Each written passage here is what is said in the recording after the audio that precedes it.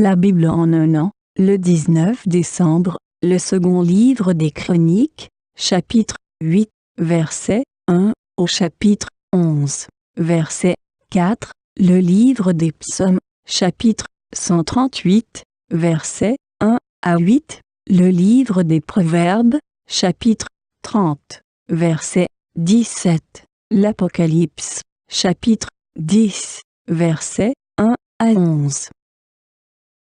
2 Chroniques, chapitre 8.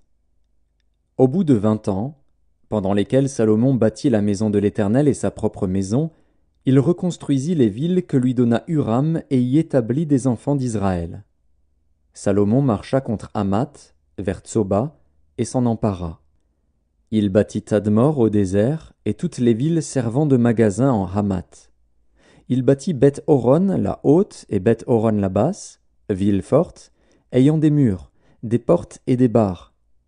Baalat et toutes les villes servant de magasins et lui appartenant, toutes les villes pour les chars, les villes pour la cavalerie, et tout ce qu'il plut à Salomon de bâtir à Jérusalem, au Liban, et dans tout le pays dont il était le souverain.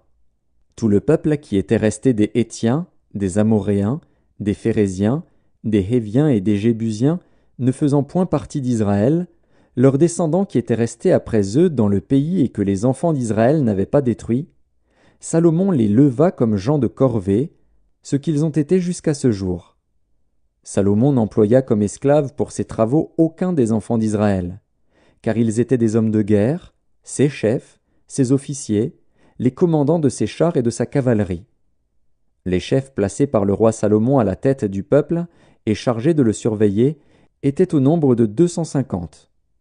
Salomon fit monter la fille de Pharaon de la cité de David dans la maison qu'il lui avait bâtie, car il dit « Ma femme n'habitera pas dans la maison de David, roi d'Israël, parce que les lieux où est entrée l'arche de l'Éternel sont saints. » Alors Salomon offrit des holocaustes à l'Éternel sur l'autel de l'Éternel, qu'il avait construit devant le portique.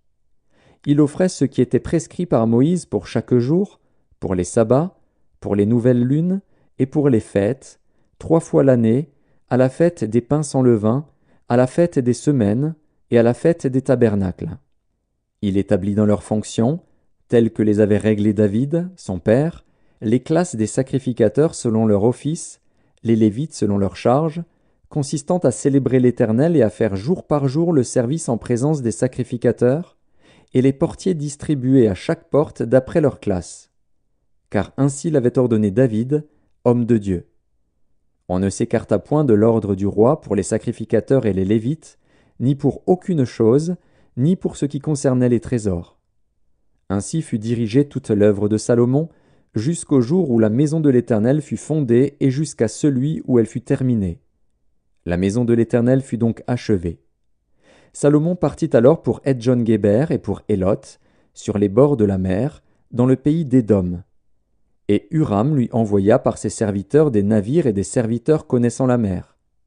Ils allèrent avec les serviteurs de Salomon à Ophir, et ils y prirent 450 talents d'or, qu'ils apportèrent au roi Salomon. 2 Chroniques, chapitre 9. La reine de Séba apprit la renommée de Salomon, et elle vint à Jérusalem pour l'éprouver par des énigmes. Elle avait une suite fort nombreuse, et des chameaux portant des aromates, de l'or en grande quantité et des pierres précieuses. Elle se rendit auprès de Salomon, et elle lui dit tout ce qu'elle avait dans le cœur. Salomon répondit à toutes ses questions, et il n'y eut rien que Salomon ne sût lui expliquer. La reine de Séba vit la sagesse de Salomon, et la maison qu'il avait bâtie, et les mets de sa table, et la demeure de ses serviteurs, et les fonctions et les vêtements de ceux qui le servaient, et ses échansons et leurs vêtements, et les degrés par lesquels on montait à la maison de l'Éternel. Hors d'elle-même, elle dit au roi, « C'était donc vrai ce que j'ai appris dans mon pays au sujet de ta position et de ta sagesse. Je ne croyais pas ce qu'on en disait, avant d'être venu et d'avoir vu de mes yeux. Et voici, on ne m'a pas raconté la moitié de la grandeur de ta sagesse. Tu surpasses ce que la renommée m'a fait connaître. Heureux tes gens, heureux tes serviteurs, qui sont continuellement devant toi et qui entendent ta sagesse. Béni soit l'Éternel, ton Dieu, qui t'a accordé la faveur de te placer sur son trône comme roi pour l'Éternel, ton Dieu. C'est parce que ton Dieu aime Israël et veut le faire subsister à toujours qu'il t'a établi roi sur lui pour que tu fasses droit et justice. Elle donna au roi 120 talents d'or, une très grande quantité d'aromates et des pierres précieuses. Il n'y eut plus d'aromates tels que ceux donnés au roi Salomon par la reine de Séba.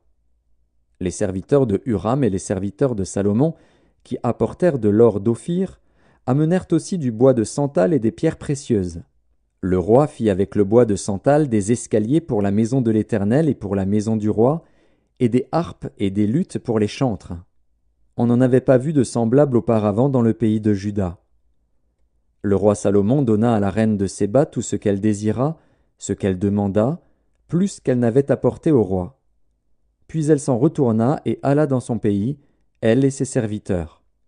Le poids de l'or qui arrivait chaque année à Salomon était de 666 talents d'or, outre ce qu'il retirait des négociants et des marchands qui en apportaient, de tous les rois d'Arabie et des gouverneurs du pays, qui apportaient de l'or et de l'argent à Salomon.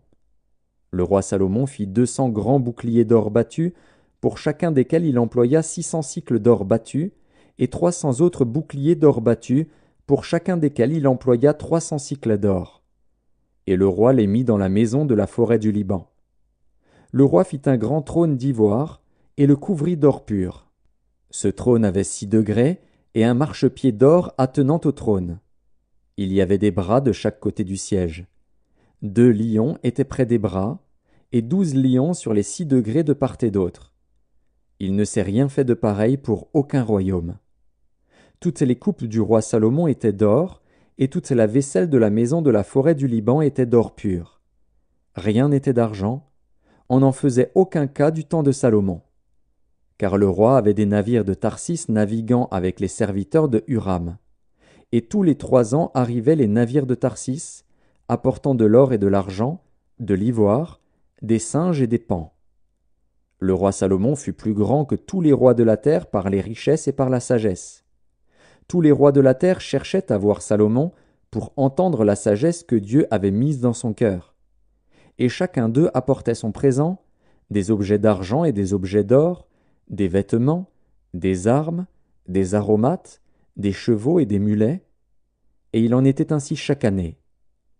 Salomon avait 4000 crèches pour les chevaux destinés à ses chars, et 12 000 cavaliers qu'il plaça dans les villes où il tenait ses chars et à Jérusalem près du roi. Il dominait sur tous les rois, depuis le fleuve jusqu'au pays des Philistins et jusqu'à la frontière d'Égypte. Le roi rendit l'argent aussi commun à Jérusalem que les pierres, et les cèdres aussi nombreux que les sycomores qui croissent dans la plaine. C'était de l'Égypte et de tous les pays que l'on tirait des chevaux pour Salomon. Le reste des actions de Salomon, les premières et les dernières, cela n'est-il pas écrit dans le livre de Nathan, le prophète, dans la prophétie d'Akija de Silo, et dans les révélations de Jéhédo, le prophète sur Jéroboam, fils de Nebat? Salomon régna 40 ans à Jérusalem sur tout Israël. Puis Salomon se coucha avec ses pères, et on l'enterra dans la ville de David, son père. Et Roboam, son fils, régna à sa place. 2 Chroniques, chapitre 10. Roboam se rendit à Sichem, car tout Israël était venu à Sichem pour le faire roi. Lorsque Jéroboam, fils de Nebat, eut des nouvelles, il était en Égypte, où il s'était enfui loin du roi Salomon, et il revint d'Égypte. On l'envoya appeler. Alors Jéroboam et tout Israël vinrent vers Roboam et lui parlèrent ainsi. « Ton père a rendu notre joug dur. Maintenant allège cette rude servitude et le joug pesant que nous a imposé ton père, et nous te servirons. » Il leur dit, « Revenez vers moi dans 3 jours. » Et le peuple s'en alla. Le roi Roboam consulta les vieillards qui avaient été auprès de Salomon, son père, pendant sa vie, et il dit, « Que conseillez-vous de répondre à ce peuple ?» Et voici ce qu'ils lui dirent. « Si tu es bon envers ce peuple, si tu les reçois favorablement, et si tu leur parles avec bienveillance, ils seront pour toujours tes serviteurs. » Mais Roboam laissa le conseil que lui donnaient les vieillards, et il consulta les jeunes gens qui avaient grandi avec lui et qui l'entouraient. Il leur dit, « Que conseillez-vous de répondre à ce peuple qui me tient ce langage ? Allège le joug que nous a imposé ton père. » Et voici ce que lui dirent les jeunes gens qui avaient grandi avec lui. Tu parleras ainsi à ce peuple qui t'a tenu ce langage. Ton père a rendu notre joug pesant, et toi, allège-le nous. Tu leur parleras ainsi. Mon petit doigt est plus gros que les reins de mon père. Maintenant, mon père vous a chargé d'un joug pesant, et moi je vous le rendrai plus pesant. Mon père vous a châtié avec des fouets, et moi je vous châtierai avec des scorpions. Jéroboam et tout le peuple vinrent à Roboam le 3e jour, suivant ce qu'avait dit le roi. Revenez vers moi dans 3 jours. Le roi leur répondit durement. Le roi Roboam laissa le conseil des vieillards, et leur parla ainsi d'après le conseil des jeunes gens. Mon père a rendu votre joug pesant, et moi je le rendrai plus pesant. Mon père vous a châtié avec des fouets, et moi je vous châtierai avec des scorpions. Ainsi le roi n'écouta point le peuple, car cela fut dirigé par Dieu, en vue de l'accomplissement de la parole que l'Éternel avait dite par Akija de Silo à Jéroboam, fils de Nebat. Lorsque tout Israël vit que le roi ne l'écoutait pas, le peuple répondit au roi, « Quelle part avons-nous avec David? Nous n'avons point d'héritage avec le fils d'Isaïe. À tes tentes, Israël. Maintenant, pourvois ta maison, David. » Et tout Israël s'en alla dans ses tentes. Les enfants d'Israël qui habitaient les villes de Juda furent les seuls sur qui régna Roboam. Alors le roi Roboam envoya Adoram, qui était préposé aux impôts.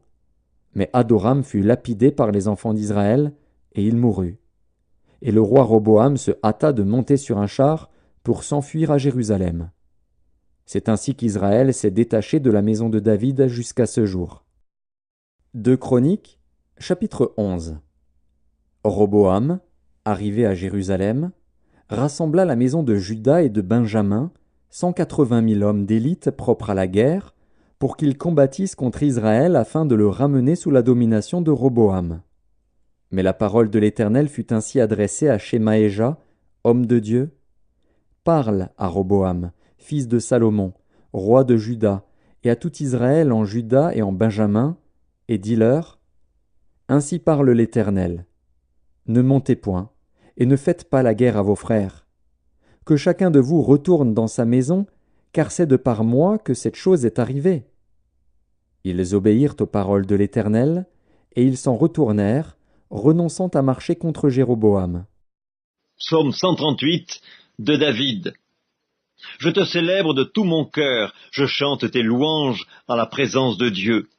Je me prosterne dans ton saint temple, et je célèbre ton nom à cause de ta bonté et de ta fidélité, car ta renommée s'est accrue par l'accomplissement de tes promesses. Le jour où je t'ai invoqué, tu m'as exaucé, tu m'as rassuré, tu as fortifié mon âme. Tous les rois de la terre te loueront, ô Éternel, en entendant les paroles de ta bouche.